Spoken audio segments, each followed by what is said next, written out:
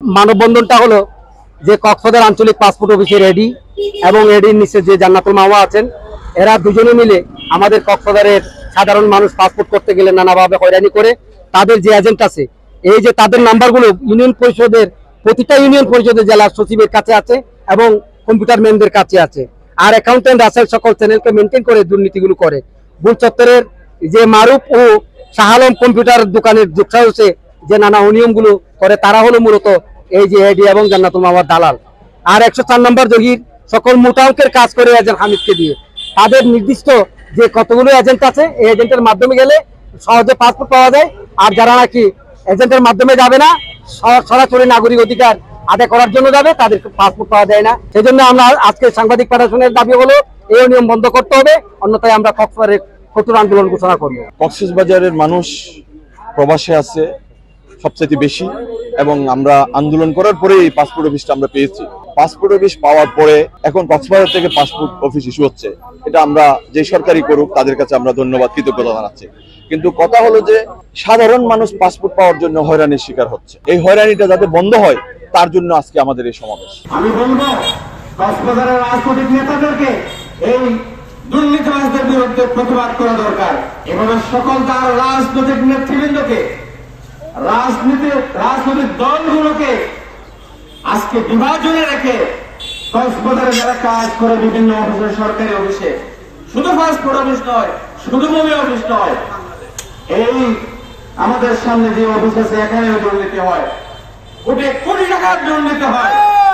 ওই সমস্ত দুর্নীতির বিরুদ্ধে ঐক্যবদ্ধ হয়ে না দাঁড়ালে আমরা চূষিত হব, আমরা বঞ্চিত হব। আমাদের হাজার হাজার কোটি টাকা ওরা নিয়ে কি করবে? বিদেশে পাচার করবে। এই দুঃসময়ে আপনারা যারা আমাদের বক্তব্য শুনছেন, এই দুঃসময়ে আপনারা যারা প্রতিবাদে সামিল হয়েছেন, আপনাদের আমি অভিনন্দন জানাই। প্রিয় বন্ধুগণ, শুধু পাসপোর্ট অফিস নয়, কক্সবাজার জেলা সদরে আরো অনেক অফিস দুর্নীতিতে আক্রমণ করে নিমজ্জিত।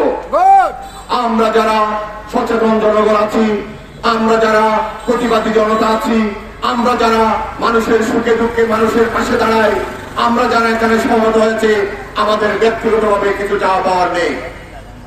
আমি পাসপোর্ট করেছি 40 বছর আগে, বিদেশ গিয়েছি 27টা দেশে, আমার পাসপোর্টের সমস্যা নেই।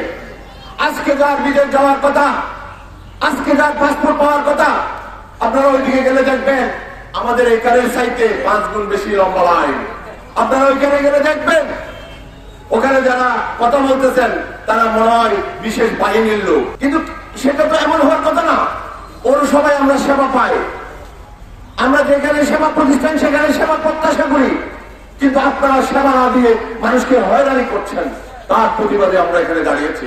আমরা অতি 70 বছর আমরা বাস টার্মিনাল সহ কক্সবাজারের প্রতিটি মোড়ে মোড়ে 1 ঘন্টা সমস্ত গাড়িগুলো বন্ধ রেখে অবস্থান কর্মসূচি দিয়ে কক্সবাজারের সকল অনিয়ম দুর্নীতির বিরুদ্ধে আমরা কর্মসূচি ঘোষণা করতে বাধ্য হব ইনশাআল্লাহ।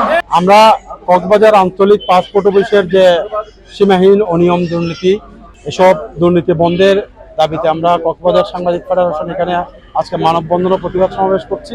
কক্সবাজারের মানুষ প্রতিনিয়ত পাসপোর্ট করতে গিয়ে হয়রানি হচ্ছে।